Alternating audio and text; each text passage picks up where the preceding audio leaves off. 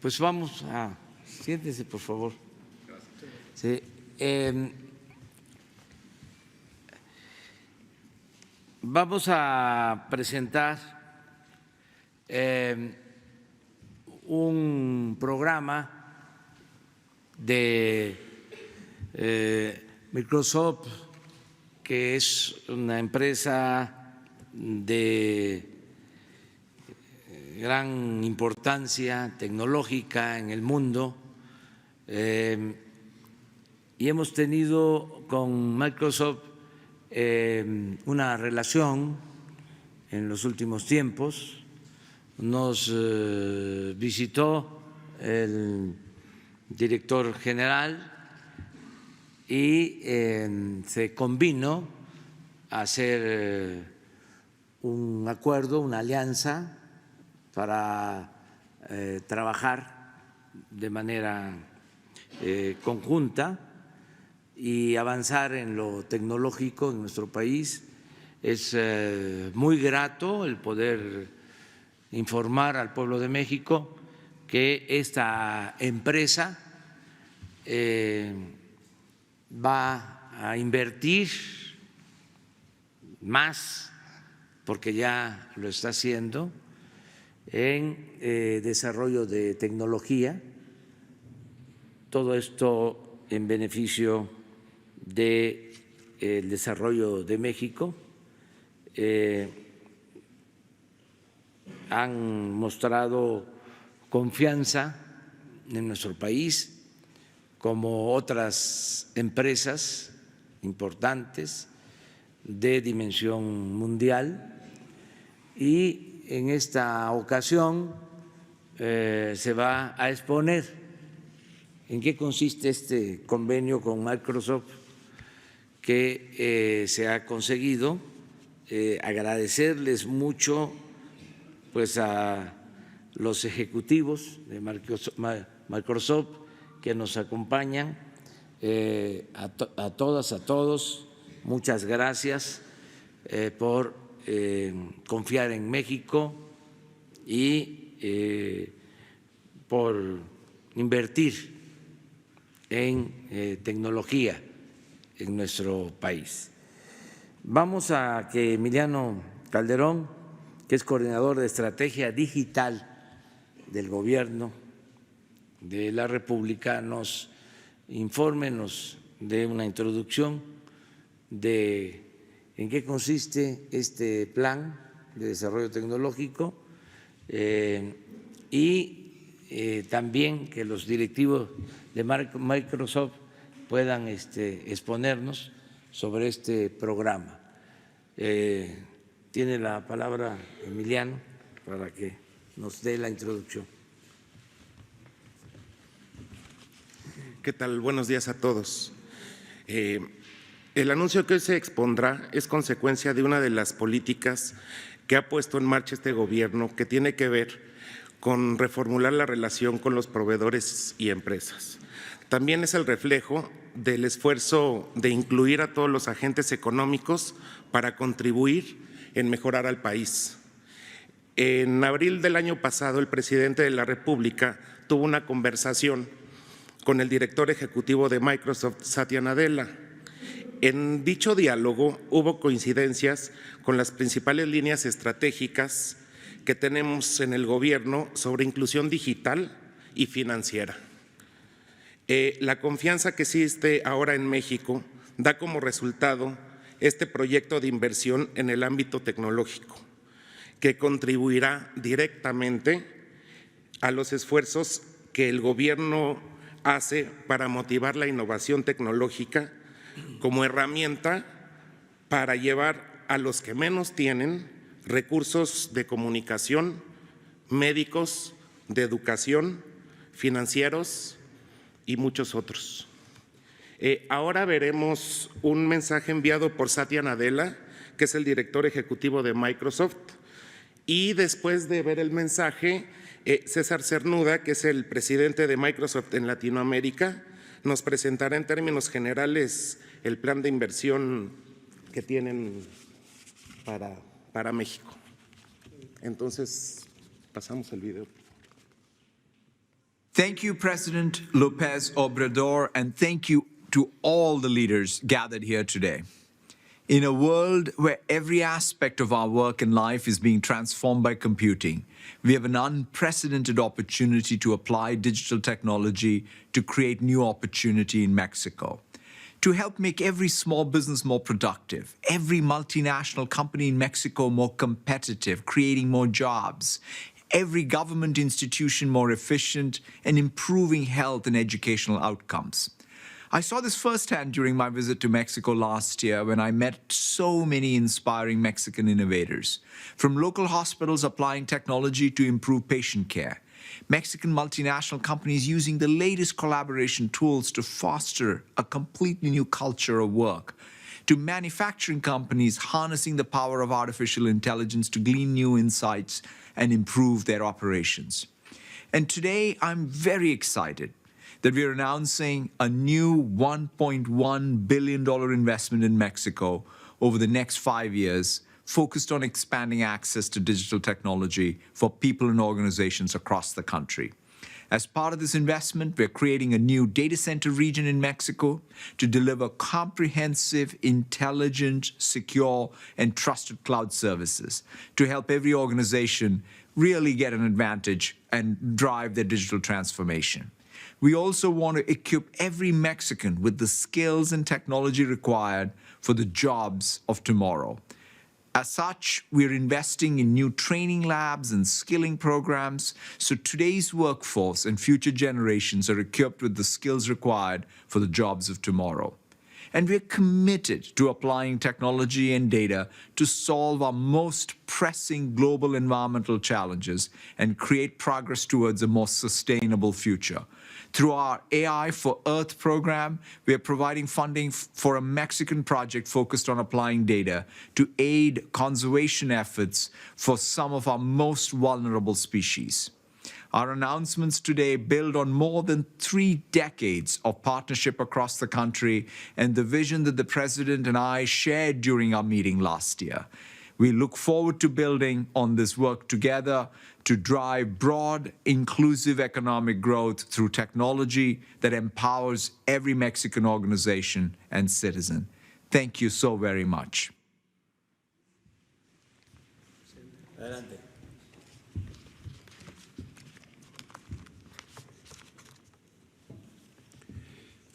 Muchas gracias, señor presidente. Emiliano, muy buenos días a todos.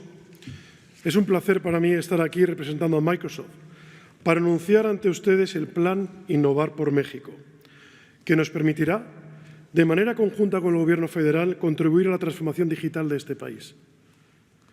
Microsoft lleva 34 años comprometido con México, siempre ha accionado a través de una visión de carácter global enfocada en el impacto local. Durante este tiempo, hemos creado una red de 4.000 socios en el país, que generan hoy más de 156.000 empleos relacionados con la industria de la tecnología. Hemos también invertido en el desarrollo de habilidades digitales en la población, completando a la fecha 15 millones de entrenamientos en línea sobre nuevas tecnologías. Contamos además con un centro de ciberseguridad que brinda servicios a empresas en México y otros países de Latinoamérica desde México. Como mencionó el señor presidente, estamos sumamente orgullosos de anunciar un nuevo compromiso de Microsoft con México, una inversión de 1.100 millones de dólares que se llevará a cabo durante los próximos 5 años. Quisiera profundizar de algunas de las acciones que hoy ya podemos compartir, que serán las primeras de otras muchas que estarán por venir. La iniciativa inicial de este plan permitirá establecer la primera región de centros de datos de Microsoft en México, a través de los servicios de la nube que ofreceremos, brindando soporte integrado para soluciones de código abierto. Impulsaremos un ecosistema tecnológico accesible, seguro y escalable para todos. Esto beneficiará a instituciones públicas, privadas, incluyendo pequeñas y medianas empresas, así como a la sociedad mexicana en general. Creemos que un elemento fundamental en la materialización del futuro digital de México es una educación tecnológica y de vanguardia. En ese sentido, hemos diseñado un sólido programa educativo orientado al desarrollo de nuevas habilidades tecnológicas en los jóvenes universitarios. Dentro del programa educativo, la primera iniciativa consiste en la instalación de 3 laboratorios con tecnologías de última generación, con el fin de ofrecer servicios y soluciones tecnológicas a través de la cultura digital. Con esto, los docentes, grupos de investigación y estudiantes de nivel superior de cualquier carrera fortalecerán los conocimientos y reforzarán las habilidades requeridas por la sociedad y el mercado laboral actual y futuro. A la par de esto, con el apoyo de la Secretaría de Educación y de la mano de universidades públicas alrededor del país, implementaremos un sistema de aulas virtuales de aprendizaje de alto impacto único en México. Esta será la base de una propuesta educativa que permitirá amplificar la innovación generada en los laboratorios buscando impactar a miles de jóvenes. Como tercera iniciativa, Microsoft ha decidido crear, en colaboración con el Consejo Mexicano de Negocios, un consejo consultivo con directivos de empresas líderes en México. El objetivo de este consejo es el de compartir las experiencias de transformación digital para atender las necesidades de la población y el mercado. Este consejo compartirá buenas prácticas, mantendrá un monitoreo del progreso de la transformación digital, identificará habilidades requeridas en el futuro y mejorará la empleabilidad para ayudar a acelerar la transformación digital del país. Como Microsoft tenemos un compromiso constante con el desarrollo de soluciones que trabajen para enfrentar los retos de las humanidades en la actualidad, con la sostenibilidad como uno de los pilares centrales de dicha visión. Es por ello que la cuarta iniciativa del plan que hoy anunciamos consiste en el apoyo a la organización ambiental México Azul en su proyecto para preservar el tiburón maco, una especie vulnerable de tiburón pelágico que habita en el Océano Pacífico. Este proyecto permitirá el monitoreo de los tiburones a través de un software de código abierto que utiliza reconocimiento de imágenes con inteligencia artificial para identificar individualmente a cada tiburón, proporcionando valiosa información sobre sus hábitos y rutas migratorias. Este conocimiento es fundamental para los esfuerzos de conservación del mismo. Proyectos como este dan importantes pasos hacia la protección de la fauna de este hermoso país y el resto del mundo. Solo hay un futuro, que es el presente, y es digital. México está muy bien posicionado para aprovechar el poder de las nuevas tecnologías. Estamos sumamente honrados de poder trabajar de manera conjunta en este y otros proyectos con el Gobierno del país para que la transformación digital de México sea todo un éxito. Nuevamente agradezco la oportunidad de unir esfuerzos para la realización del programa Innovar por México. Presidente, muchas gracias por la invitación de hoy. Muchas gracias a todos. Bueno, pues es una buena noticia. En términos generales, Microsoft ha decidido invertir en nuestro país 1.100 millones de dólares para desarrollo tecnológico en distintos campos y les agradecemos mucho, en nombre del pueblo de México, el que haya una respuesta a los compromisos que se hicieron cuando nos entrevistamos con el director general de Microsoft. Muchas gracias en nombre del gobierno que represento y esta es una muy buena noticia. Hay confianza en el país. Cuando hablamos en abril del año pasado, estaba Microsoft analizando si era viable invertir en México. Habían desde luego otros países, otros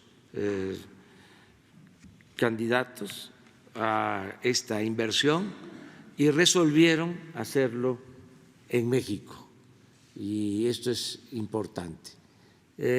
Ayuda mucho, además del potencial que tiene nuestro país en general, ayuda mucho el que se haya firmado el Tratado de Libre Comercio en Estados Unidos, porque esto significa que las empresas van a ampliarse y van a requerir de más tecnología. Las empresas que producen en nuestro país, tanto para el mercado interno como para la exportación. Esta era la información en general que queríamos transmitirles y les invitamos a que se queden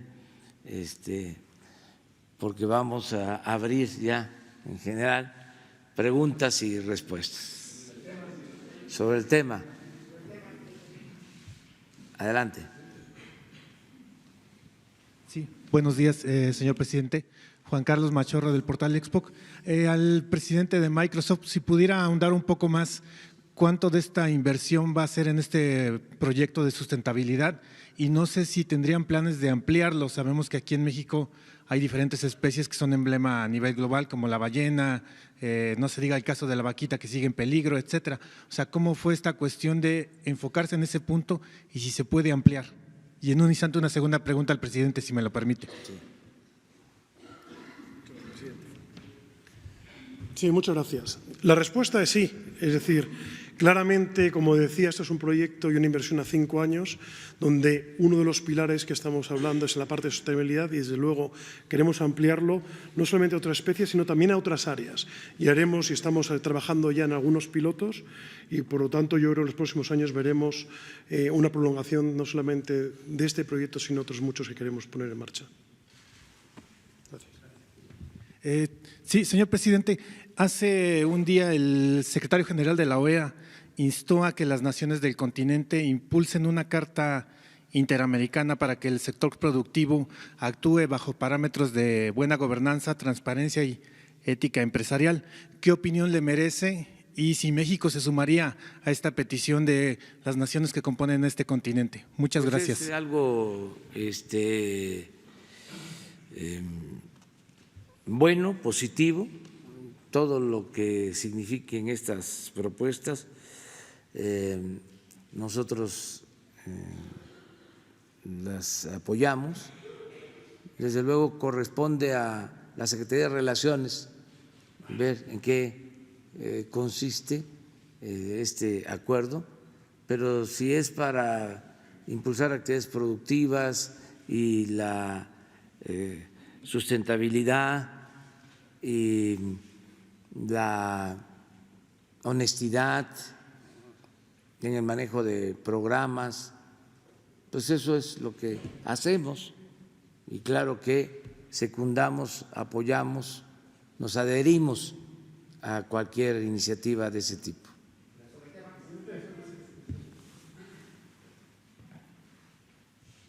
Buenos días. Juan Hernández, del periódico Basta y del Grupo Cantón.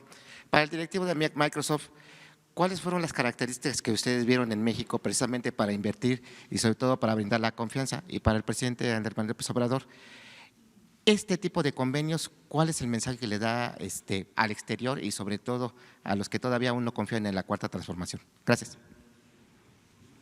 Sí, aquí me vas a ayudar. Muy bien. Bueno, lo primero, como decía al principio, nosotros llevamos 34 años ya en México. Entonces somos una compañía global, pero presumimos de alguna manera de ser una compañía también local. Es decir, esa presencia que tenemos desde hace 34 años, tenemos varios miembros del comité de dirección aquí en esta primera fila de México, nuestro director general Enrique Perelleira, mexicano, y como decía antes, 4.000 socios con los que venimos trabajando que generan este empleo.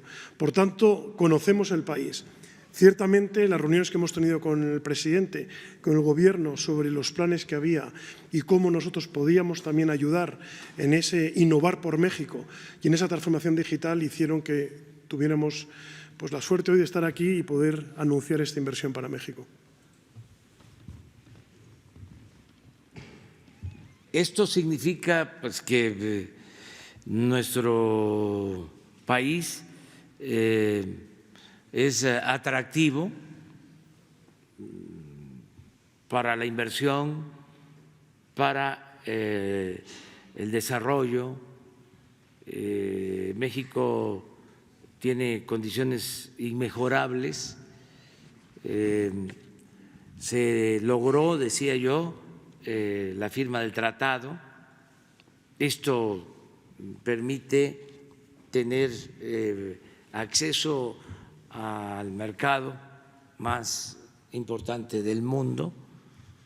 Es un acuerdo, es un tratado para que no haya aranceles a mercancías, que no haya trabas a mercancías que se producen en México. Es la posibilidad de exportar desde México todo lo que significa el mercado de América del Norte.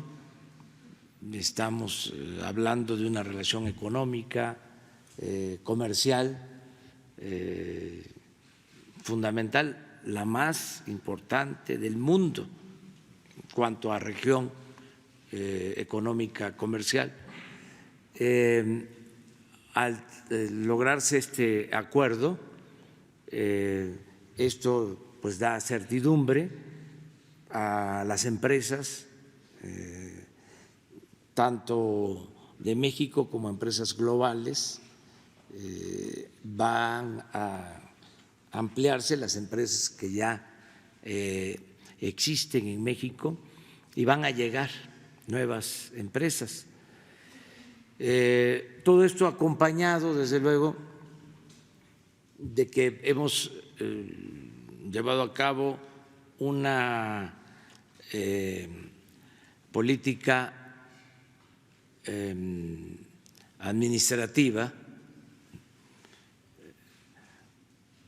con finanzas públicas sanas. No hay déficit en términos reales, no estamos gastando más de lo que ingresa a la hacienda pública, no tenemos problemas de inflación, el peso, ya lo hemos dicho, se ha apreciado, es la moneda en el mundo que más se ha apreciado con relación al dólar. No está aumentando la deuda pública, está creciendo la inversión extranjera. El año pasado llegó inversión extranjera como no había sucedido en muchos años en el país. Las remesas, lo que envían nuestros paisanos a sus familiares, también fueron excepcionales. Hubo un récord, llegaron 36,000 millones de dólares. Hemos logrado aumentar el salario de los trabajadores sin confrontación con el sector privado, con el sector laboral. Lo hemos logrado con acuerdos, hay consenso. Primero, un aumento al salario mínimo del 16%, este año del 20%, histórico, no se había visto en 40 años. Y estamos buscando la conciliación, llevamos muy buena relación con el sector privado y yo espero que este año logremos que haya crecimiento económico. Lo está viendo la gente, lo están sintiendo los ciudadanos. Yo siento que la gente está apoyando al gobierno, ¿sí? Al menos eso es lo que se refleja en las encuestas. No es para presumir, pero tenemos apoyo, tenemos la confianza de los mexicanos y lo están viendo también los inversionistas extranjeros están viendo que se va avanzando.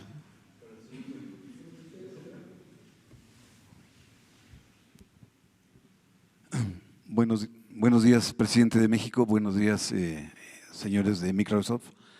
Para el señor César Cerjuda, es una pregunta con varios incisos.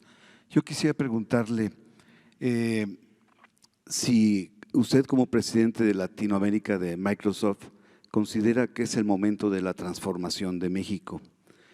Y esta inversión de los 1.100 millones de dólares, ¿qué va a empujar a México? Y si considera usted que si México está utilizando la nueva ruta de la utilización de las tecnologías, y si me permite, presidente, una pregunta para usted sobre el tema energético. Gracias, presidente. Sin duda alguna es el momento. El mundo está cambiando. Es decir, si vemos, y como decía en mi discurso, hablaba de que hoy estamos viviendo ya una realidad que es el mundo digital. Antes su compañero me preguntaba uno de los motivos por qué México. Y hay algo que no comenté en esos motivos, muchas otras cosas no comenté por la respuesta, el tiempo de la respuesta, pero fundamentalmente hay una población joven en México. Es decir, el tamaño de la población, esa población joven, esos tratados que están existiendo, es una enorme oportunidad realmente para incluso democratizar mucho más la sociedad. Hoy estamos viviendo lo que muchos dicen que es la cuarta revolución industrial, que es la transformación digital. La forma que tenemos de aprender, de comunicarnos, ha cambiado. Si vemos hace 30 años, si vemos hoy cómo utilizamos todos dispositivos, cómo nos comunicamos, cómo trabajamos, realmente está cambiando y ha cambiado. Por lo tanto, es una enorme oportunidad porque esta inversión que estamos haciendo con estos centros de datos va a ayudar a que realmente el acceso a toda la población, a las pequeñas y medianas empresas, sea muchísimo más sencilla y asequible para ellas también.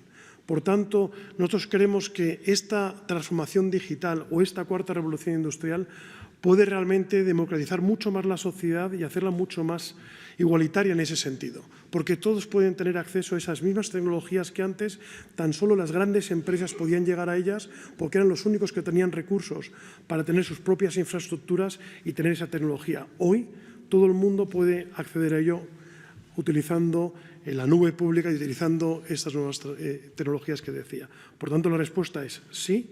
Claramente creemos que es el momento y estamos convencidos de que esta inversión va a ayudar a esa transformación digital de México, a la juventud, a generar nuevas habilidades y realmente a generar más empleo. Gracias. Pues si quieren, hasta ahí dejamos el tema, ¿sí? Y abrimos, pero… Bueno, muchas gracias. Disculpen, no me presenté, soy Carlos Pozos de la revista Petróleo y Energía y de la Molécula Oficial. Presidente, en este espacio nos había usted comentado que en este mes de febrero nos daría a conocer el arranque de los proyectos de infraestructura energética, que nos pudiera decir el día, la hora y en dónde, cuando arrancarán estos proyectos.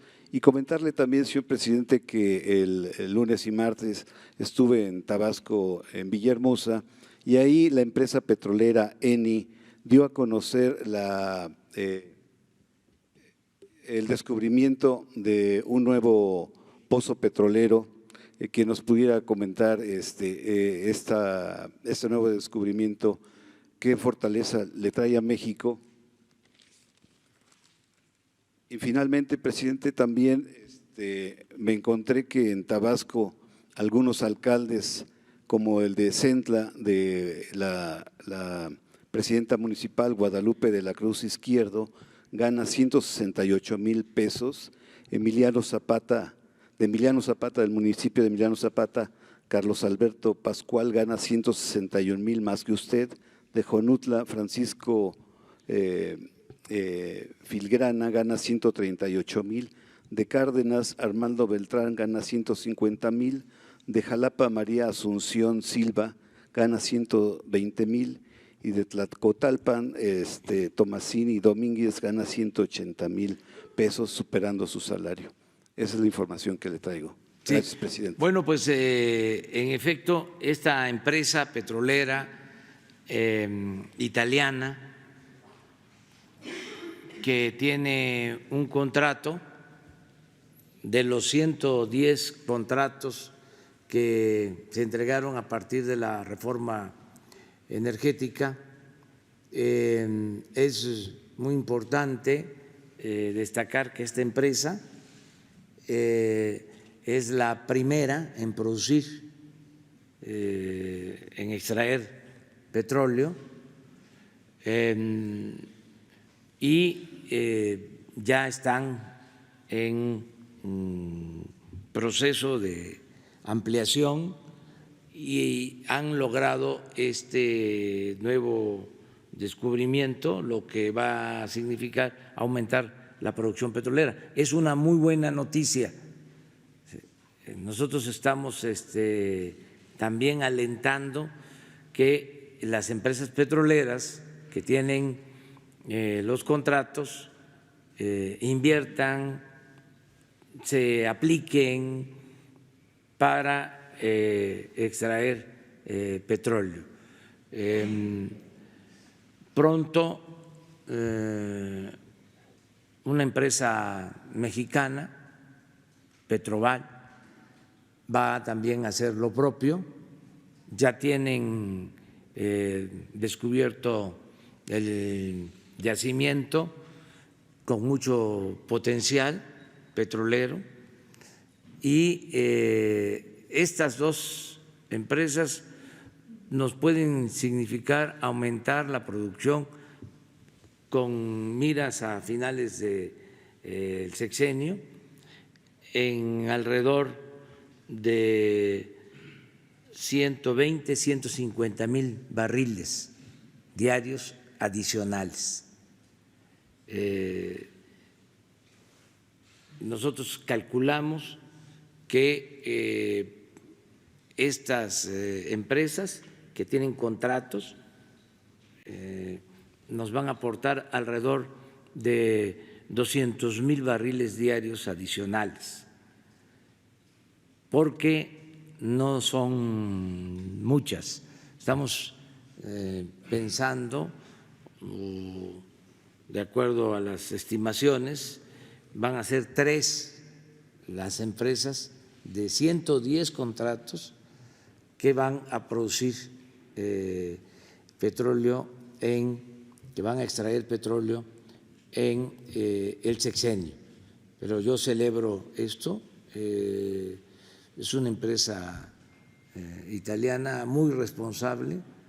Lo mismo hemos estado hablando con los directivos de Petroval y ya están instalando plataformas en aguas someras en el sureste para extraer petróleo. Pero esa es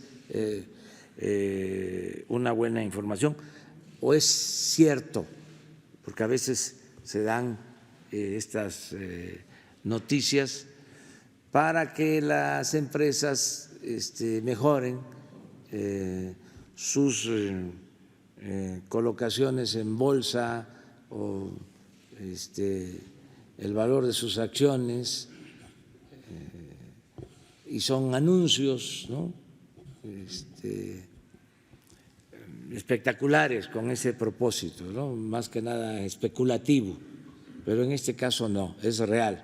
Esta empresa está extrayendo petróleo. Y sobre los arranques de los proyectos de infraestructura que nos dijo que en febrero… Sí, estamos trabajando en eso, le corresponde a la coordinación del gabinete en que encabeza Alfonso Romo. Ya estamos definiendo estos proyectos para avanzar y los vamos a presentar aquí con ustedes. Muchas los gracias. Proyectos de inversión del sector energético, en donde van a comprometerse recursos de la iniciativa privada, nacional y extranjera. ¿Pero será aquí en la conferencia? Aquí en la conferencia, sí. Perfecto. Mil gracias. Muy bien. Vamos atrás. A ver. Los dos. Bueno, días. tres, sí. Teresa Jiménez de Vanguardia de Veracruz. Mire, nos comenta sobre las inversiones en el sureste mexicano, pero en el norte de Veracruz, en Poza Rica y la región, Chicontepec, toda esa región está muy abandonada en materia petrolera. ¿También habrá inversión para Poza Rica y la región norte de Veracruz? Sí, también ahí va a empezar a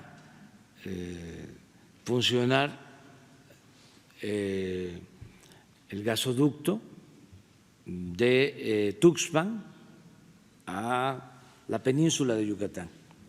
O sea, se está trabajando con ese propósito dentro de otros proyectos y estamos fortaleciendo toda la actividad en el puerto de Tuxpan y en Poza Rica, en toda esta región. Desde luego, Veracruz es un estado importantísimo para el desarrollo de México. Tenemos nosotros compromiso con los veracruzanos para impulsar el desarrollo. Sí van a seguir habiendo inversiones. Gracias. Y sobre el estado de las refinerías, ¿cuándo nos puede comentar en qué porcentaje están operando ya? ¿Cuándo van a estar al 100? Vamos a tener un informe la semana próxima porque están en proceso las acciones de modernización de las 6 refinerías. En el caso de las refinerías estamos mejorando la capacidad de procesamiento de petróleo. Cuando llegamos al gobierno se estaban utilizando las 6 refinerías en un 38% de su capacidad. Ya ahora estamos cerca del 50% de utilización de la capacidad de las refinerías y estamos invirtiendo. Se destinaron recursos alrededor de 10,000 millones de pesos el año pasado. Este año, solo para la rehabilitación de las 6 refinerías, del mantenimiento de las 6 refinerías, son también otros 10,000 millones y sigue en construcción la nueva refinería de Dos Bocas.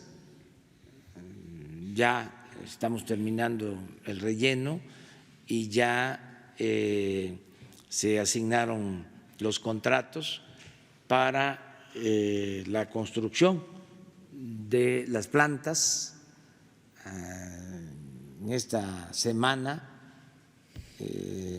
si no es que en la otra me pidieron no permiso, sino me informaron que el equipo que está construyendo la refinería, encabezado por Rocío Nale, iba a viajar a la India para ver experiencias en construcción de refinerías para definir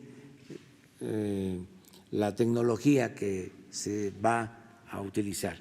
Esto lo van a hacer tanto los técnicos de Pemex como las empresas que tienen los contratos para aplicar la mejor tecnología. En la India se construyó hace relativamente poco la refinería más grande del mundo. Tienen una muy buena experiencia en construcción de refinerías y se va a visitar esta planta. Muy bien. Presidente, buen día. Michelle Rivera de Telemax, Sonora y de TVP. Si me permite, dos preguntas, una de carácter nacional y una de carácter regional. La primera es, el día de ayer, a través de una publicación de Wall Street Journal, aseguró que hay una investigación contra el expresidente Enrique Peña Nieto por relaciones con Lozoya. ¿Qué nos puede comentar al respecto y si nos puede confirmar si hay una investigación en proceso contra el expresidente? Esa como primer pregunta. No tengo información sobre que exista esta investigación, como lo sostuvo el Wall Street Journal. No tengo yo elementos para sostenerlo. Lo que existe es la investigación, el proceso contra el exdirector de Pemex, Lozoya. No hay una investigación que yo sepa en contra del expresidente Peña. Desde luego, la Fiscalía, aclaro, es autónoma. Esto significa que no me informan, no tienen por qué. Es una institución independiente. Antes estaba subordinada al Ejecutivo.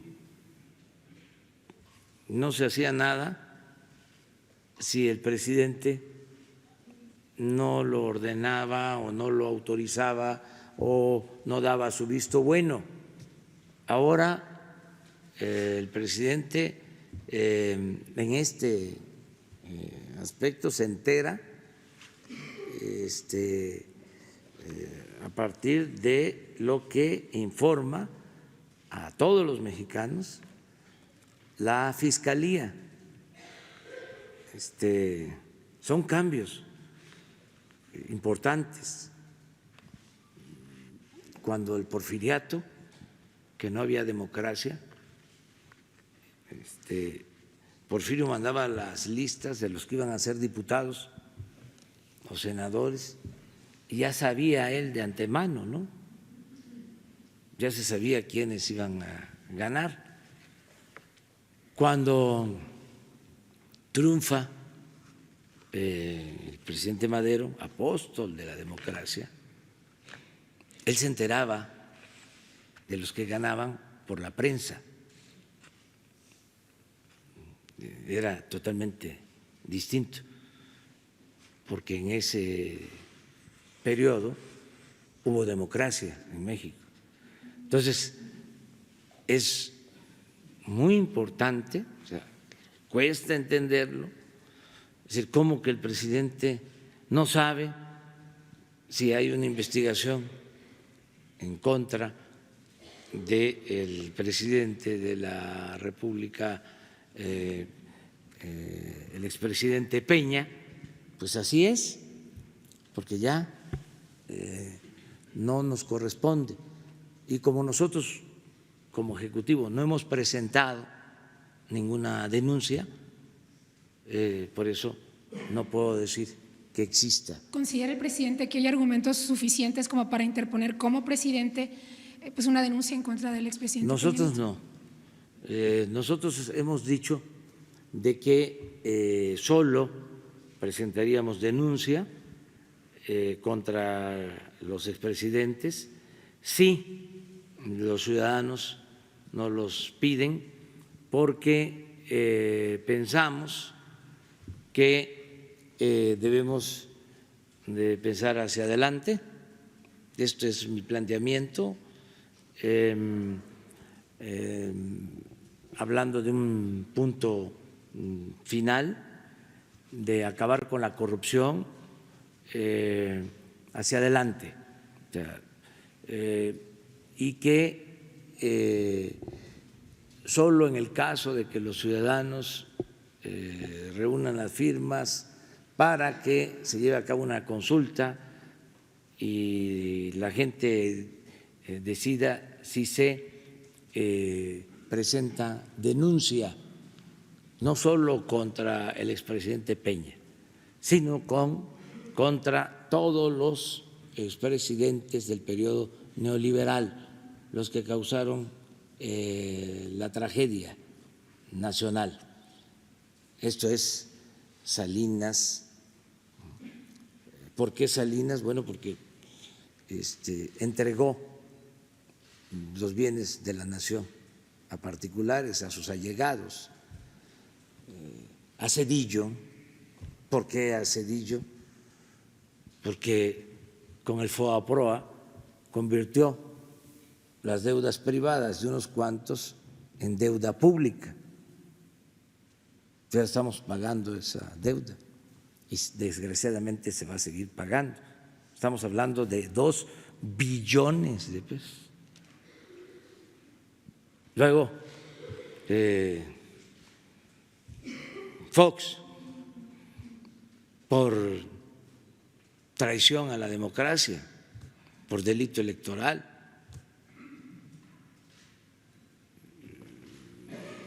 El caso de Calderón, por declarar la guerra al narcotráfico, al mismo tiempo que se protegía a uno de los grupos de la delincuencia organizada, como es de dominio público, el señor García Luna, que está preso en Estados Unidos. En el caso del expresidente Peña, pues lo de Pemex, este asunto y otros. Entonces, pero es la gente la que tiene que plantearlo. Yo no quiero que nos quedemos anclados en el pasado. Yo sostengo que la justicia es castigar, pero también es prevenir y sobre todo cambiar.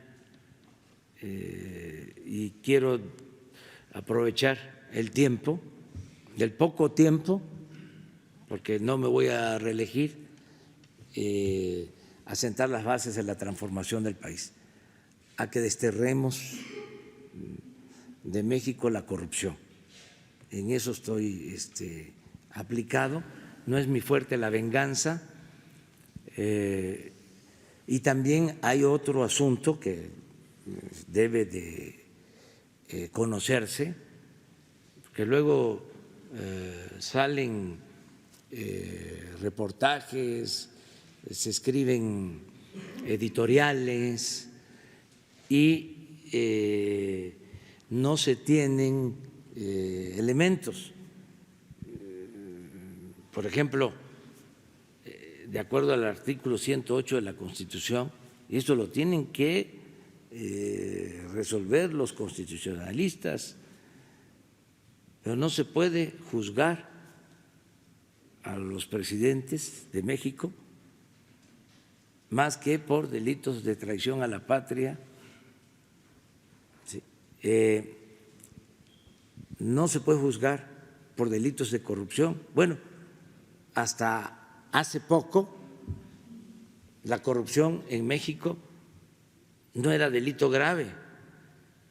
En el caso de los presidentes, desde la Constitución de 1857 tienen impunidad constitucional. Solo ha habido un caso en la historia, lo explicaba yo hace relativamente poco, el caso del expresidente Manuel González, que fue acusado de corrupción por razones políticas, era compadre de Porfirio Díaz y se quería quedar en la presidencia, y Porfirio pues no estaba dispuesto a aceptar eso. Entonces, cuando termina su periodo, para eliminarlo, le presentan una denuncia por corrupción. Entonces, la prensa en ese entonces, ¿no?, los mismos que cuando era presidente le aplaudían, le quemaban incienso, ya al no ser presidente, para alinearse a Porfirio, lo empiezan a atacar hasta que lo doblan, hasta que tiene que salir a decir Manuel González que estaba a favor del régimen, que estaba a favor de su compadre y que estaba a favor de la reelección. Todo lo que le pidieron. Y el expediente, aunque ya estaba en la Cámara de Diputados, ya se había integrado la comisión para juzgarlo, la resolución final, ya cuando se levantó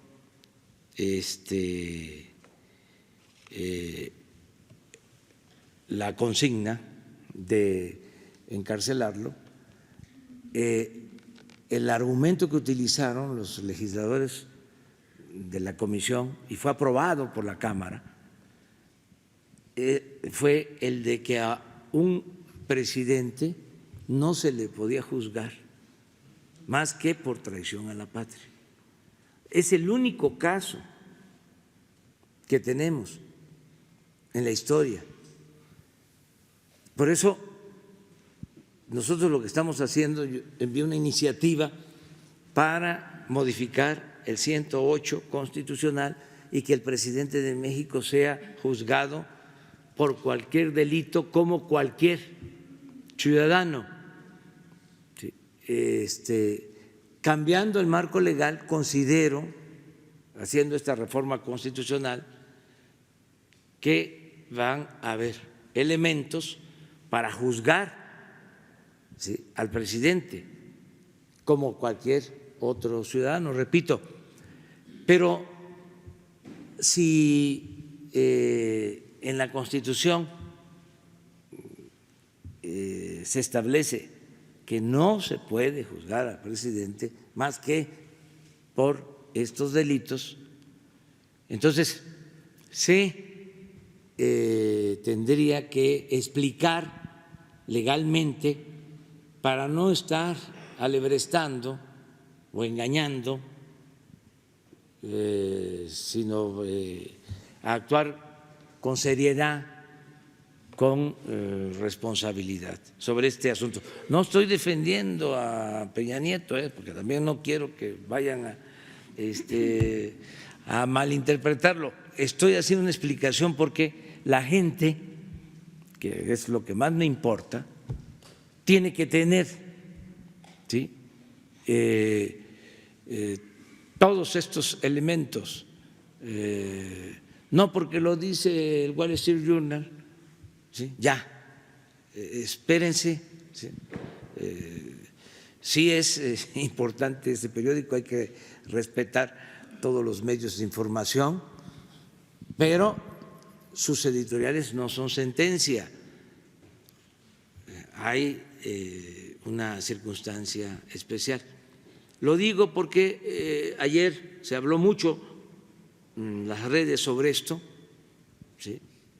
Hay que esperarnos, no adelantarnos, y corresponde a la Fiscalía. Presidente, la otra pregunta tiene que ver con Sonora, pero también con otros estados que operan el fondo minero. Hace justamente un año aquí en la mañanera usted mencionaba que la manera de operarlo ahora sería diferente, los recursos van de manera directa. Yo vengo de un estado que yo creo que era el líder, bueno, en uso de los recursos del fondo minero para infraestructura. ¿Ha cambiado algo? ¿Ha cambiado de opinión respecto al fondo minero? ¿Se está entregando este fondo? ¿Cómo va el trayecto de este fondo? Y en específico a Sonora, ¿cómo le está yendo? Porque era el principal beneficiado a nivel nacional. Gracias. Sí, se va a entregar este fondo de manera directa, sobre todo en el programa de mantenimiento a las escuelas. Se van a entregar recursos. Cada escuela de Sonora va a tener su presupuesto. Si es una escuela pequeña, ya lo he dicho aquí, lo repito, de 5 a 50 alumnos, escuelas que se les conoce como multigrado, donde una maestra, un maestro atienden 6 grados,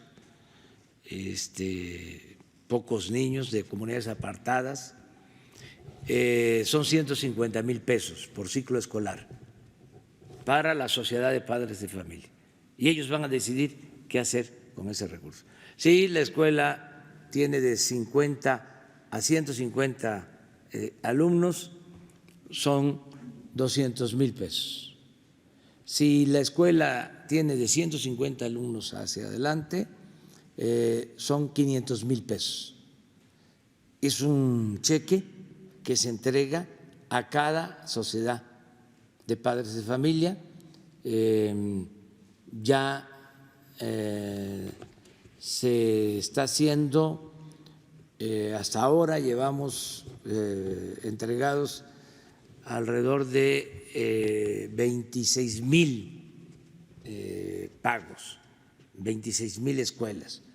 Este año vamos a llegar a 100,000 escuelas y se van a incluir las escuelas de Sonora, y es una de las formas de regresar el apoyo del Fondo Minero.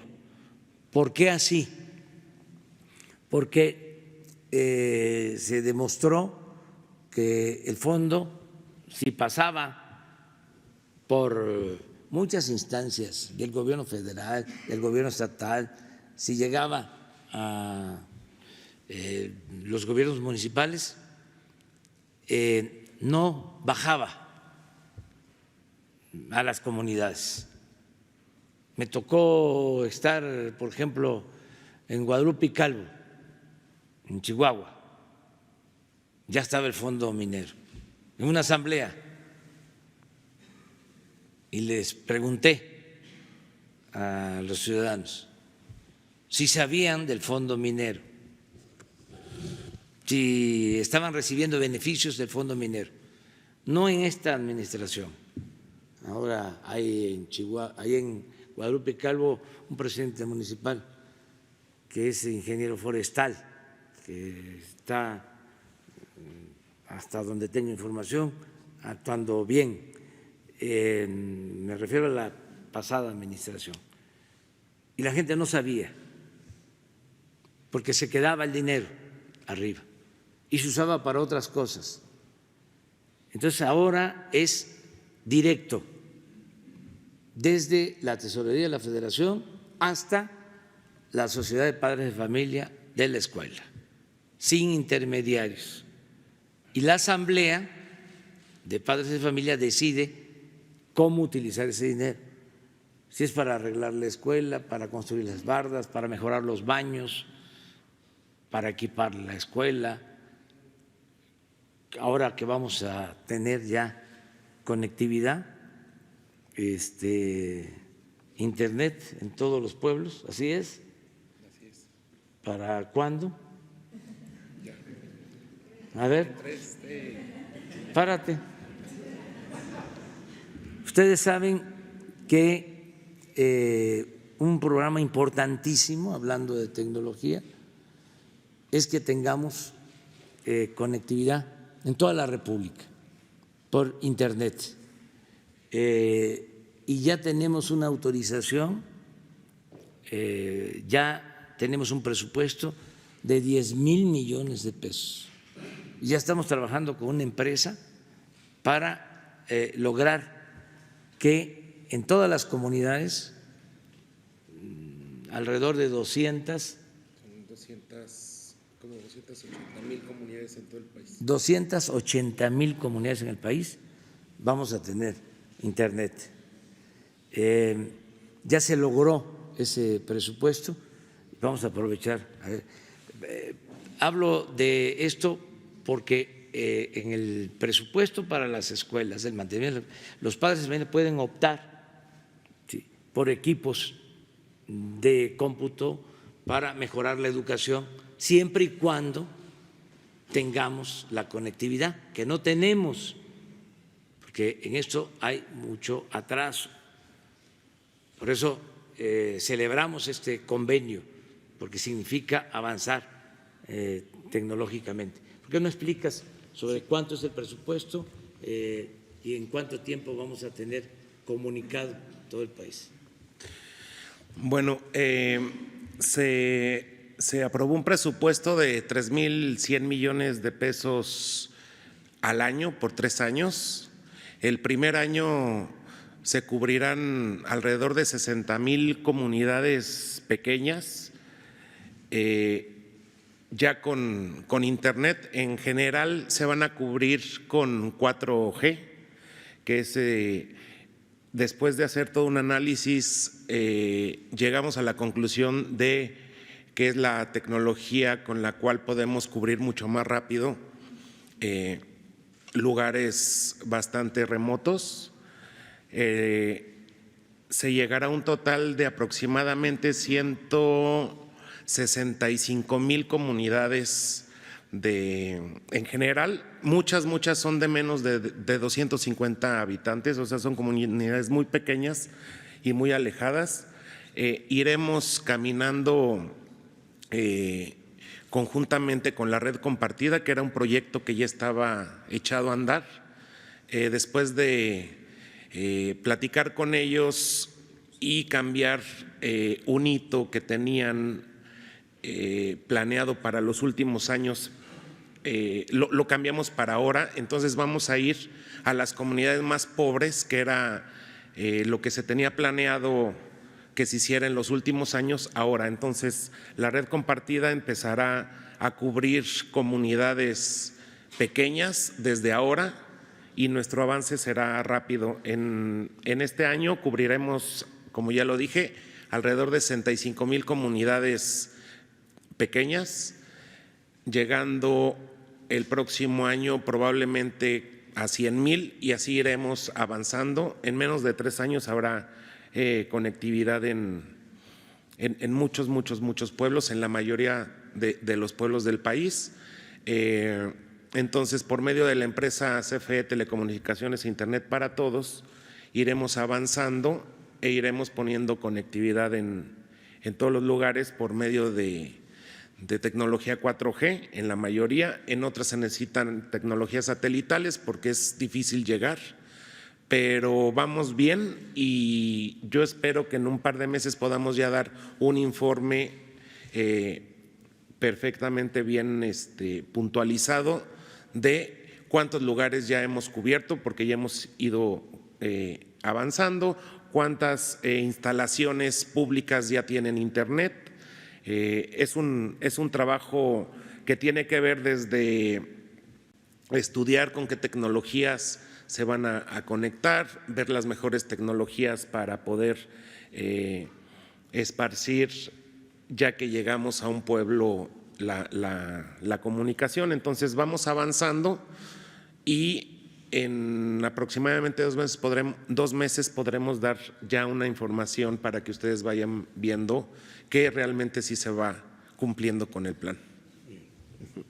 Es por lo de tu pregunta de lo del fondo minero. O sea, se va a regresar el fondo, nada más que de manera directa a las comunidades. A ver. Gracias, presidente. Buenos días. Esteban Durán, Grupo México Publica Diario y Jalisco Publica Diario. Voy a remitirme a la información de un periódico sobre el no pago que le están perdonando impuestos a Esther Gordillo, la ex lideresa de los maestros, Dicen que pues le ganó al SAT y no va a pagar 19,000 millones de pesos. Igualmente también refiriéndome a la reunión que tuvo con empresarios antier, pues se señala que Walmart está entre esas empresas que no ha estado pagando miles de millones de pesos en impuestos, lo que viene de cierta manera a manchar lo que usted ha estado logrando en el transcurso de su administración. Al mismo tiempo, le quisiera preguntar, ¿cómo lograría usted, después de todos estos logros que está teniendo, que haya continuidad para que esos más de 30 años de impunidad y corrupción con el, llamémosle, prianismo que hubo, pues no regresen y que nuevamente se les haga justicia a esos millones de mexicanos que han sido despojados, que han sido atracados, que han sido robados? ¿Cómo le daría usted continuidad a estos logros para que el que venga, bueno, pues obviamente no desvíe todo lo que usted está logrando? Gracias. Bueno, yo creo que lo más importante es reforzar la conciencia ciudadana del daño que causa la corrupción. Yo creo que si hay una voluntad colectiva dispuesta a exigir honestidad, si repito, se estigmatiza al corrupto, porque ni siquiera se hablaba de corrupción, ni en las escuelas, ni en las universidades, ni en la academia en los últimos tiempos, mucho menos en el discurso político. No se usaba la palabra corrupción, como si no existiera. Bueno, 25 años pasaron sin que la corrupción se considerara delito grave. 25 años. Repito, en 1994 reformaron el Código Penal para que la corrupción no fuese delito grave. Entonces, ahora se reforma la Constitución, es delito grave. Aquí constantemente estamos tratando el tema. La gente quiere que haya honestidad, no acepta ya la corrupción. Ese es un avance importante. Entonces, si se fortalece esa conciencia colectiva, si todos ayudamos en ese aspecto, va a ser muy difícil retrogradar, que regrese el régimen corrupto. No van a poder, la gente no lo va a permitir. Por eso lo primero es el avance en la conciencia colectiva y las leyes. Esto que se hizo, el que comete un acto de corrupción va a la cárcel, no tiene derecho a fianza. Otro avance importante, el que exista la Fiscalía Anticorrupción, otro avance importante, la autonomía de la Fiscalía General de la República, el que no dependa del Ejecutivo, porque era el Ejecutivo el que más propiciaba la corrupción, era la fuente principal de corrupción, el Ejecutivo. Poder Ejecutivo. Y empezaba desde arriba. Todos los negocios jugosos que se hacían, todos estos últimos escándalos de corrupción, es muy difícil que no llevaran el visto bueno del presidente. Imagínense un negocio como el de la compra de las plantas de fertilizante.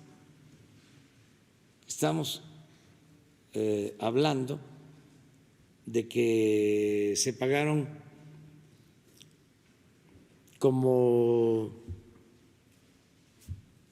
800 millones de dólares en general, y costaba cuando mucho lo que se compró 50. ¿Cuánto fue la utilidad, entre comillas, del robo? Les aseguro que no se llevó a cabo en los últimos tiempos un negocio así, tan jugoso, en ningún país del mundo.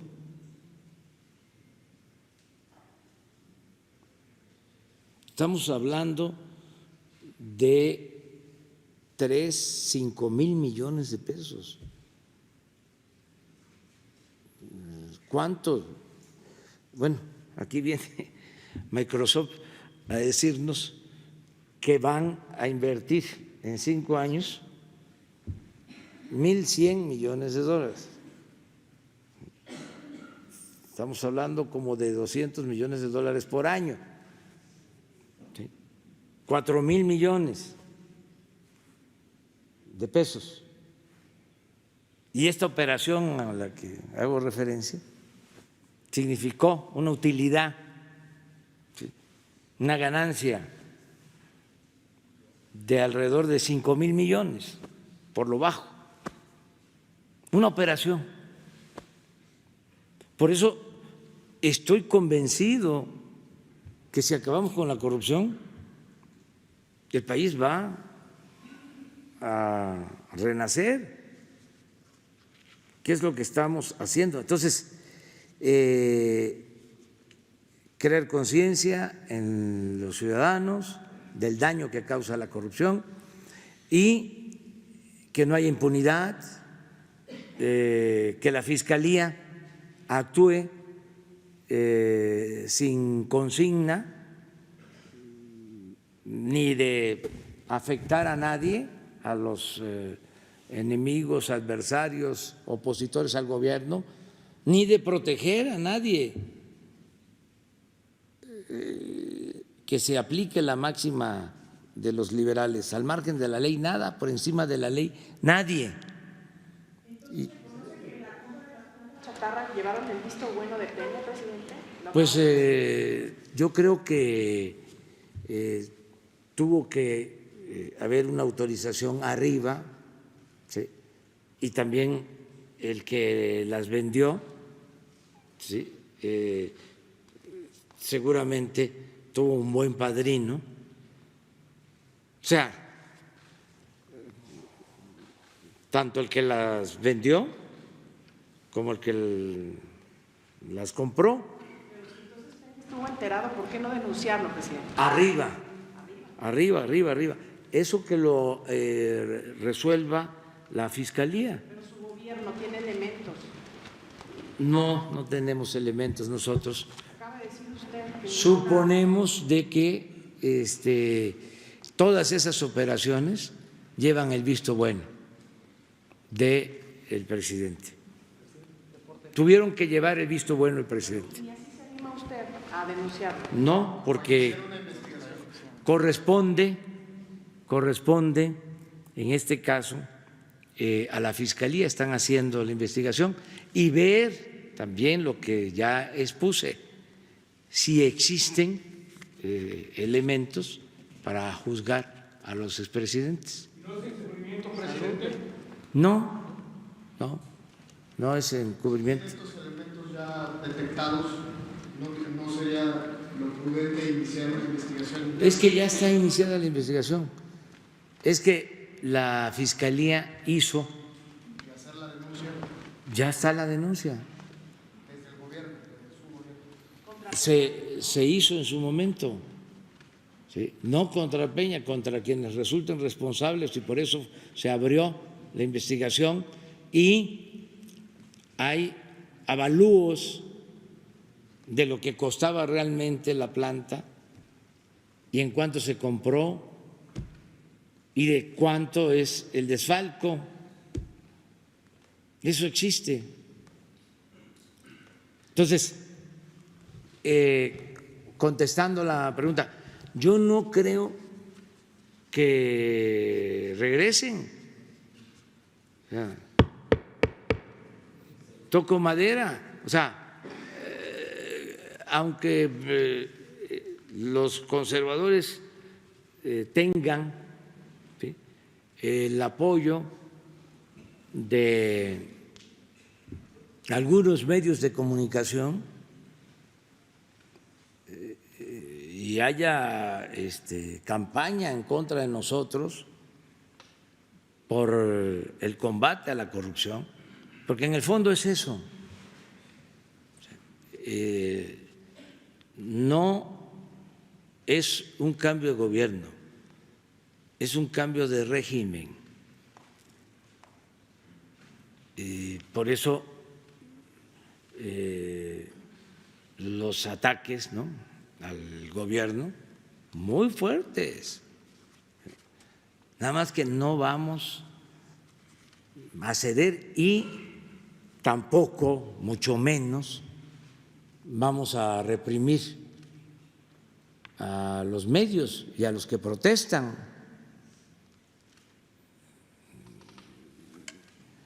Libertad completa, absoluta, libertad de manifestación. Lo único que pedimos es que no haya violencia,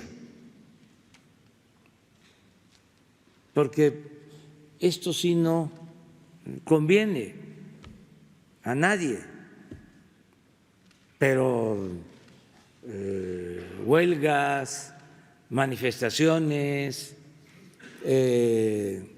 columnas, 8 columnas, bots, porque en las benditas redes sociales también hay bots, pero yo prefiero que haya bots si se tiene libertad. Ya lo he dicho, antes, cuando no se tenían las redes sociales, no había libertad.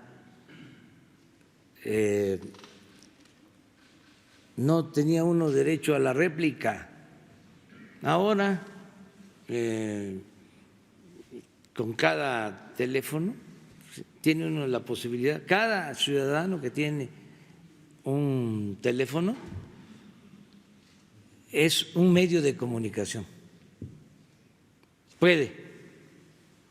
Entonces, qué bien que estamos ejerciendo a plenitud nuestros derechos y vamos nosotros a garantizar que no haya represión. Tenemos ya alguna práctica, porque imagínense cuántas veces evadimos el acoso en la lucha para cuidar a la gente de que no fuese víctima de la represión.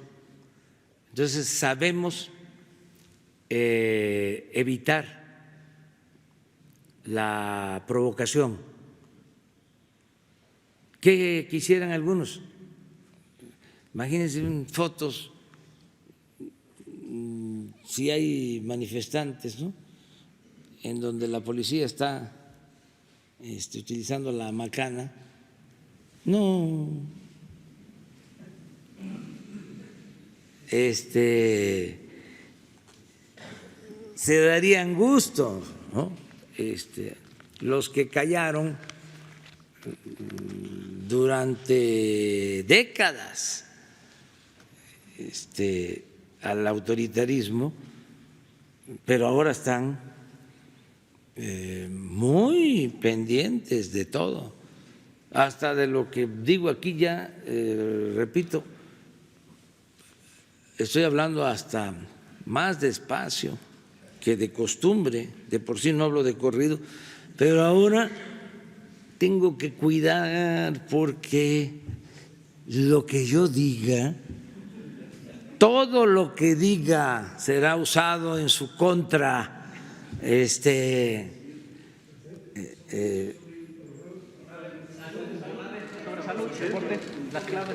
A ver. Gracias, Raúl Hernández. Bueno, sí. Raúl Hernández de El Barlovento, el Concepto Integral del Comercio Exterior. Señor, a raíz de la pregunta que le hice a usted, el planteamiento. Sí. Sí, Raúl Hernández. Sí, da igual. Raúl Hernández, El Barlovento, el Concepto Integral del Comercio Exterior. El 9 de enero le planteé la corrupción en los puertos y en la marina mercante. El 6 de febrero pasado también le planteé específicamente de los trabajadores portuarios, de los trabajadores controladores aéreos y de los de Ruta 100. Esas tres cosas han sido escaladas a otros niveles porque unos disidentes de los trabajadores portuarios tomaron bloquearon las instalaciones del SAT, de la empresa de servicios portuarios, y pretendían parar el puerto. Anoche salió un camión, pretendían venir 3 camiones, imagínense, y de esa gente disidente que ha aprovechado el trabajo de los auténticos trabajadores portuarios, la mesa directiva electa legalmente. Pero ¿por qué le vuelvo a repetir esto? Es porque las autoridades en Veracruz de Trabajo y Previsión Social, de Hacienda, se han acercado a los disidentes, no a los auténticos. Y los auténticos no les han ratificado su toma de nota. En el caso de los trabajadores portuarios de maniobristas. Caso parecido también ha sido los dirigentes de los estibadores. Son 2 sindicatos importantes en Veracruz.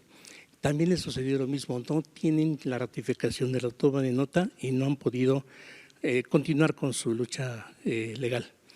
En el caso de los maniobristas que tienen cuentas bancarias, no han podido revocar los permisos de la gente que está autorizada, y priistas, no tengo los nombres, bueno, sí tengo los nombres, pero no tengo las pruebas, porque han seguido saqueando esas cuentas priistas connotados.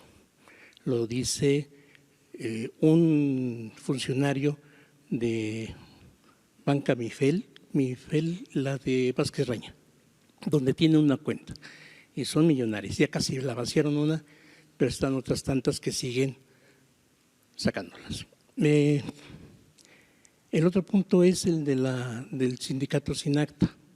A raíz de la pregunta que yo planteé aquí, de su problema, fueron corridos, ya fueron despedidos el secretario general del sindicato y el secretario secretario del Interior, los 2 únicos del sindicato que podían estar trabajando, porque los otros, la empresa, en este caso el señor Víctor Hernández de CNEAM, no les permite trabajar, les ponen muchos obstáculos y tengo cientos de quejas de los controladores aéreos. Muy peligroso, insisto, porque son los que vigilan los aviones.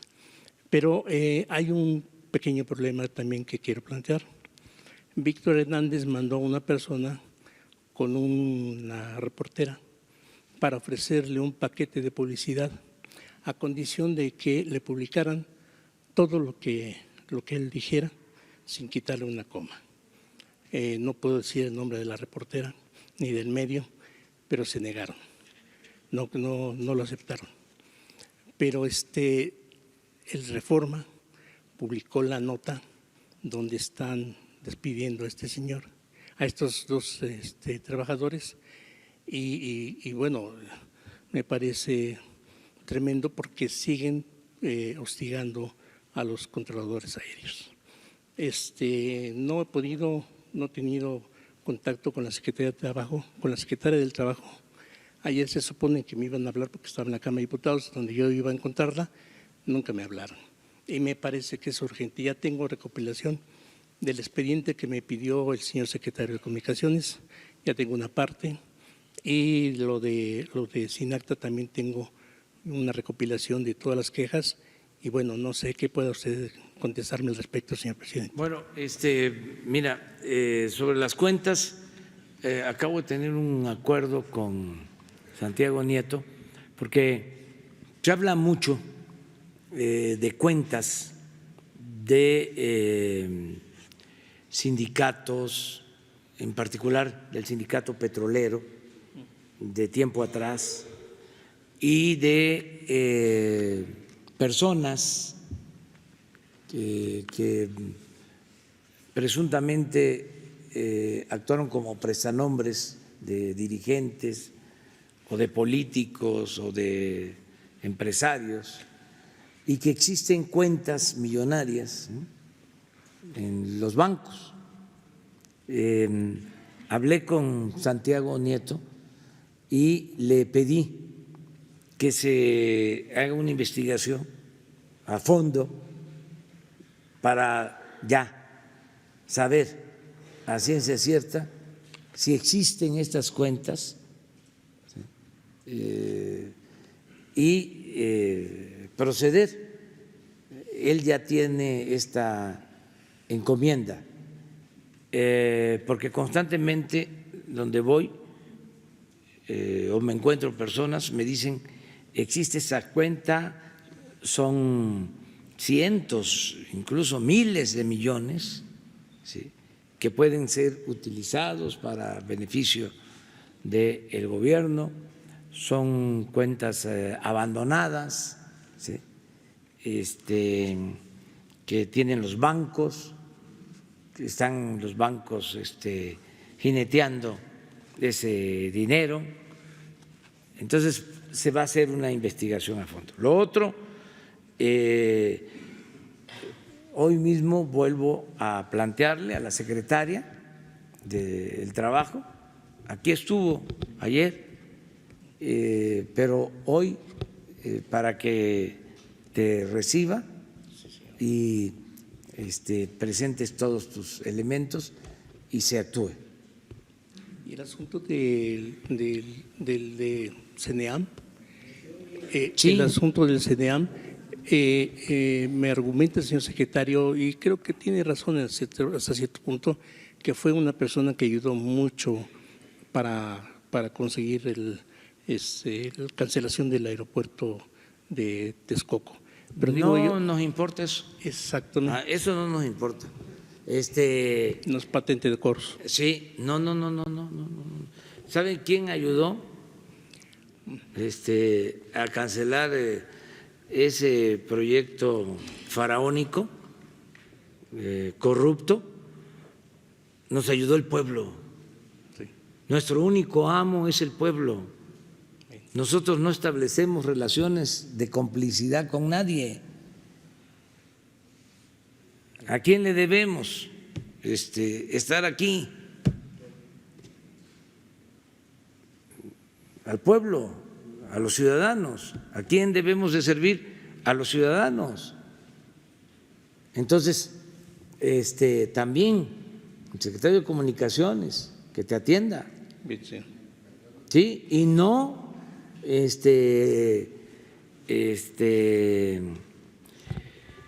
rendirse. No, ya me atendió el señor secretario y es posible que hoy le pueda entregar todo el legajo de información que me pidió. Sí, de acuerdo. Gracias. Vamos. Dos más. La compañera. Gracias, buenos días. Gracias, presidente. Reinaide Ramírez, reportera independiente y para pie de página. Hoy se cumple un año de la muerte de Samir Flores y a un año de esta muerte. Si tiene usted algún avance en la investigación, si le han reportado algo aquí. Y déjeme leer. Ay, perdón, no puedo ponerme los lentes. A ver, le ayudamos. Gracias. Bueno, se dice que no hay avances sobre el caso, pero si usted tiene algún indicio y bueno, como se recordará, él fue asesinado un día antes de la consulta que se hizo para el gasoducto de La Huesca. ¿Y de qué manera puede haber justicia para él y para todos los defensores de la tierra?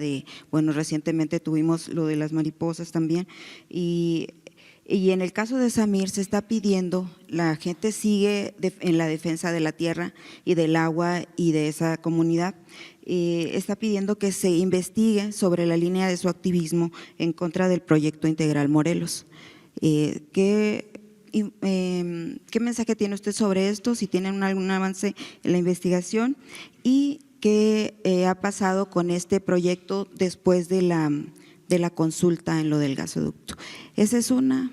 Y bueno, la otra sería, le había solicitado la otra ocasión una especie de informe o qué avances tiene en la cuestión de los jornaleros agrícolas en el país. Ayer se le preguntó algo a la secretaria, pero a mí me gustaría un poquito más ella mencionaba que se han tenido algunas actuaciones, pero sobre la cuestión qué empresas han sido sancionadas y en qué se ha mejorado la vida de estas personas, la dignidad de estas personas en los campos agrícolas del país y en el caso particular de Sonora, que van 10 muertos en accidentes carreteros de transportes, ¿no? Y más de 70, alrededor de 70 lesionados. Bueno, primero en lo de Samir, por favor.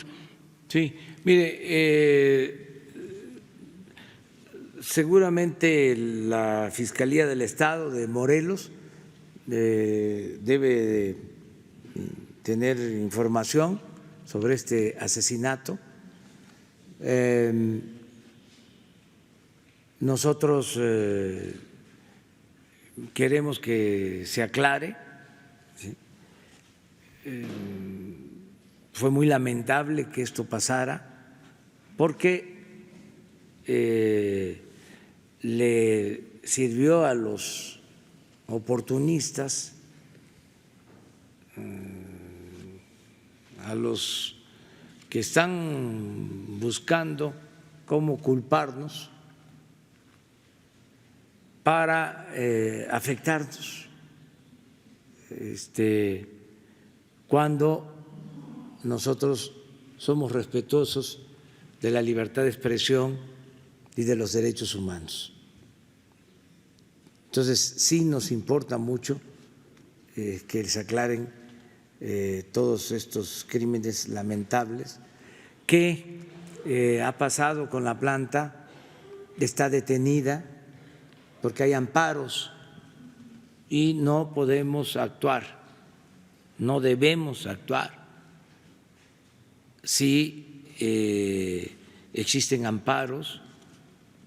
Nosotros también lamentamos que se haya construido esta planta con el gasoducto que se llevó a cabo en los gobiernos anteriores. Ya nos toca a nosotros recibir esa planta terminada. Estoy hablando de una inversión de más de 20,000 millones de pesos, dinero del presupuesto, dinero del pueblo, que no se puede operar, que en el caso de que operara, en el caso de que se echara a andar, equivale a alumbrar todo Morelos. Pero como existe esta oposición, no se puede llevar a cabo. Y como decía el presidente Juárez, nada por la fuerza, todo por la razón y el derecho. Yo lo único que quisiera es que la gente nos ayudara y que tomara conciencia de que si se deja esta planta que se convierta en chatarra,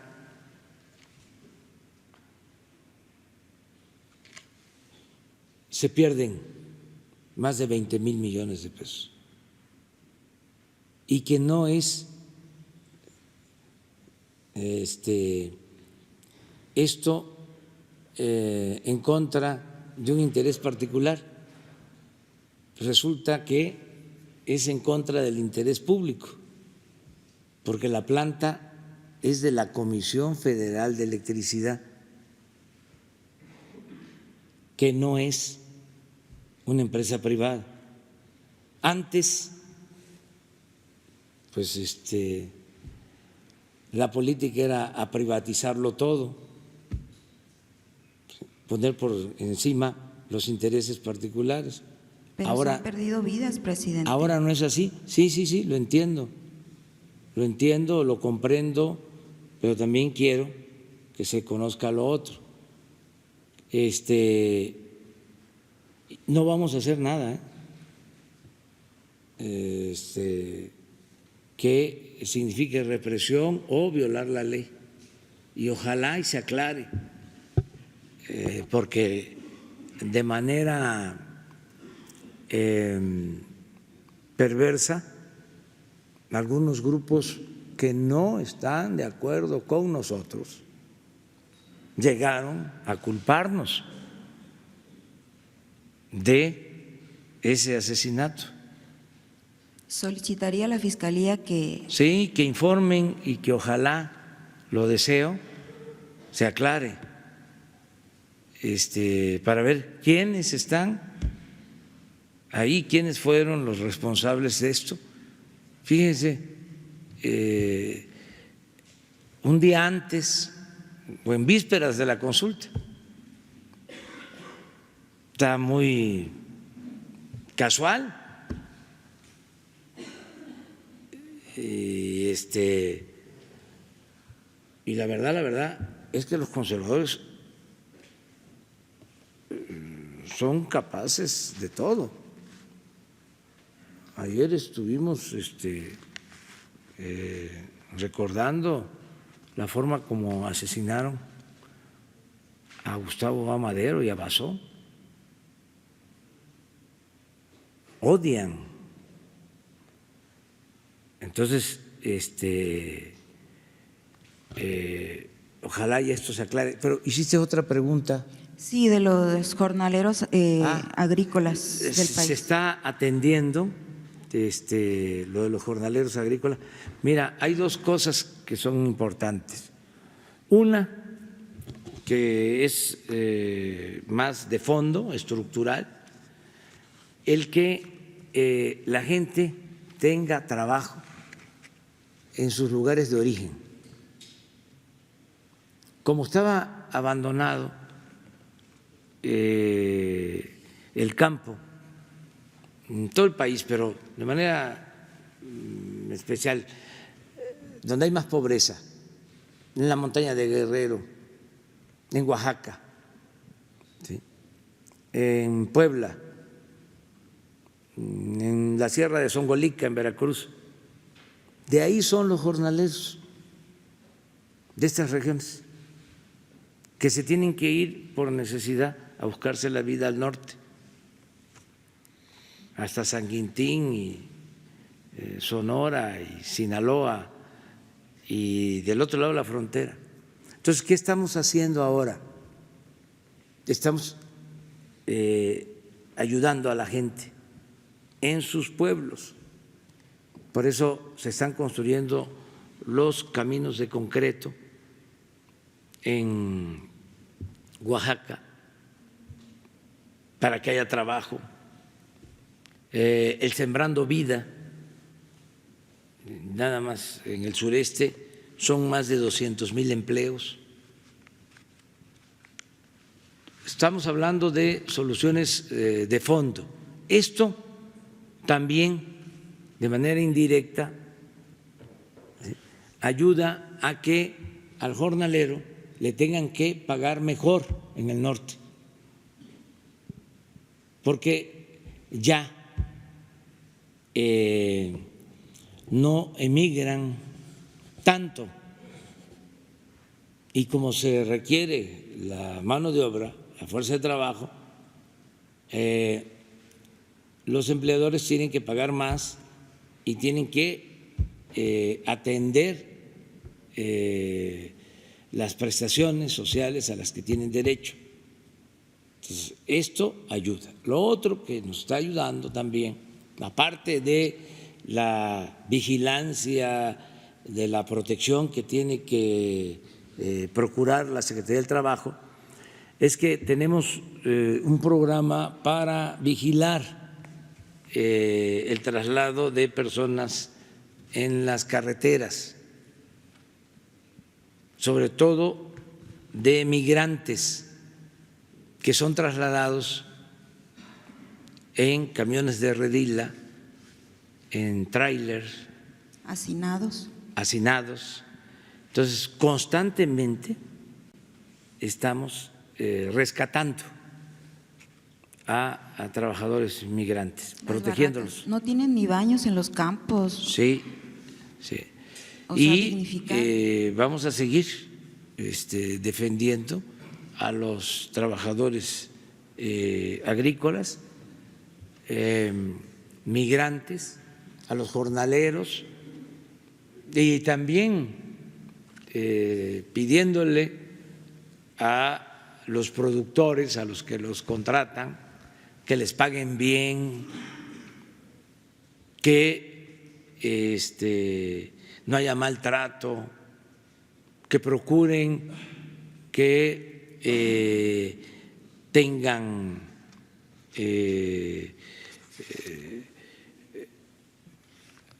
instalaciones dignas para hospedarse, que se garantice que puedan estudiar sus hijos, que nos ayuden también los empresarios agrícolas. Hay empresarios agrícolas con dimensión social y hay otros que de plano no ayudan, pero poco a poco se tiene que ir haciendo conciencia. Todos tenemos que ser cada vez más humanos, más fraternos. ¿Sí? Además,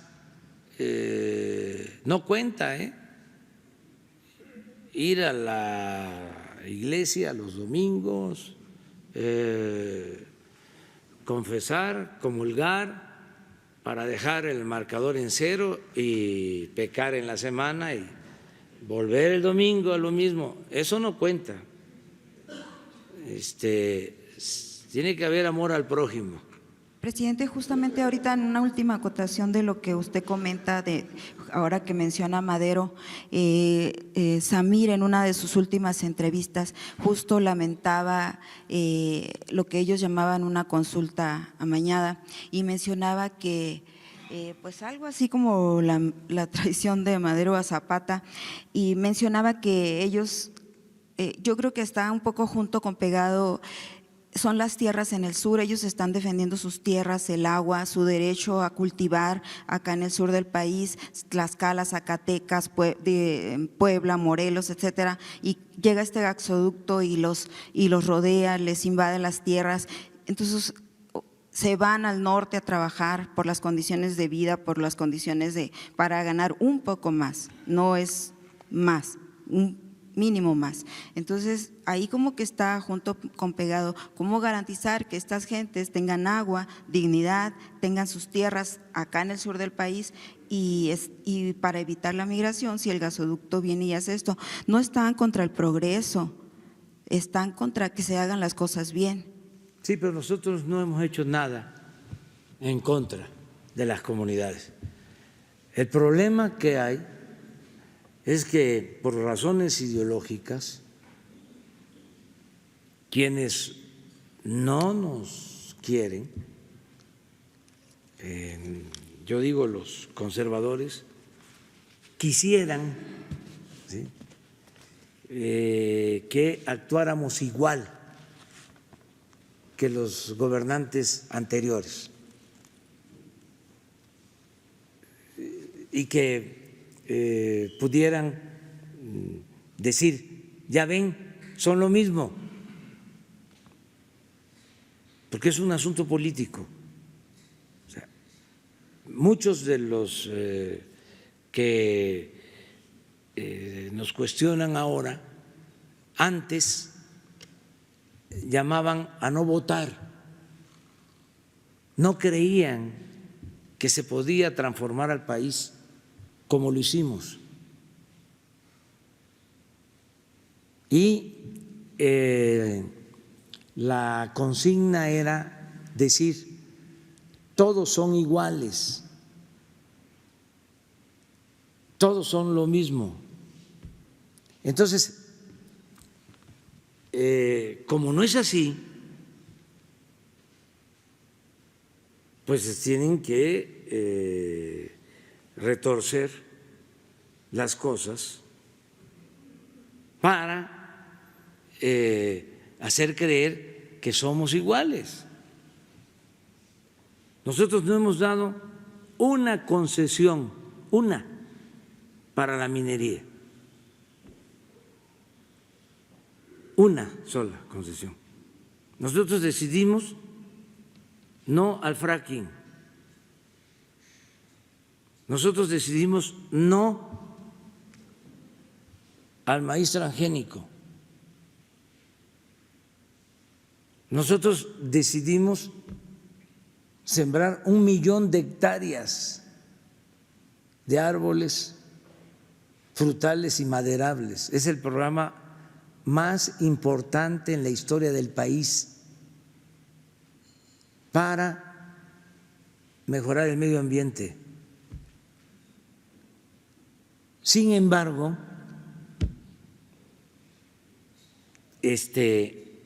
no aceptan nada. El otro día vinieron de un colectivo feminista que nosotros respetamos mucho, pero su texto, su planteamiento en contra nuestra era de que se oponían a la moralización que nosotros promovemos. Bueno, yo respeto su punto de vista, no lo comparto. Yo creo que hay que moralizar al país, que hay que purificar la vida pública y que hay que fortalecer valores culturales, morales, espirituales. Son concepciones distintas, pero no porque vinieron a hacer una manifestación, yo voy a renunciar a mis convicciones de siempre. Si por eso luchamos para lograr un cambio en lo material y un cambio en lo espiritual. Y si tienen otra visión, pues respetamos esa otra visión, pero nosotros vamos a seguir sosteniendo lo que creemos y no le hacemos daño a nadie. O sea, no vamos a reprimir. Si el Reforma un día sí y el otro también nos ataca, ni modo que ya vamos a perseguir a los de Reforma. No, es su derecho de manifestarse, es una concepción, es un periodismo conservador que no comparte nuestro proyecto. Eso es de dominio público. Lo que no aceptamos es la hipocresía de ser conservadores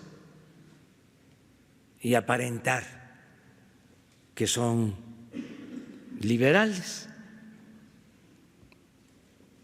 Eso no. Entonces, pero ese es el problema de fondo, ese es el asunto de fondo.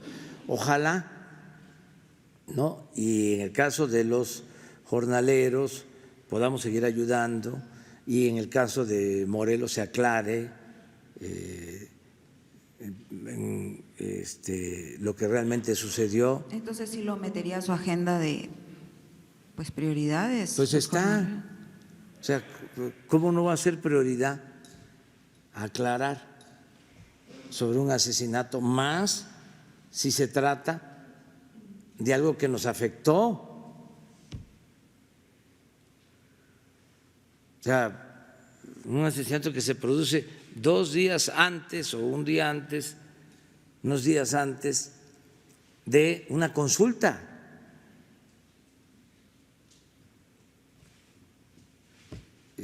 Claro que nos interesa mucho aclararlo, ¿no?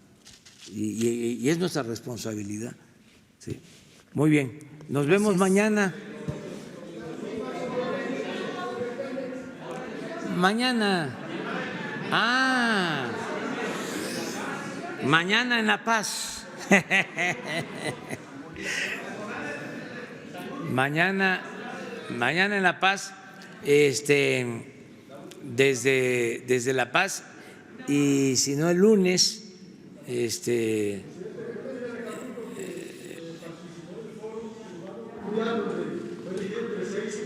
600 ciudades de México y que va a llevar 2 proyectos de 73 millones de dólares. ¿Cómo va a coadyuvar usted para que Acapulco vuelva a ser el que era antes, ¿no? El gestión turístico. Que viva Acapulco y que viva Guerrero y que vivan los guerrerenses. No se podría escribir la historia de México sin los guerrerenses.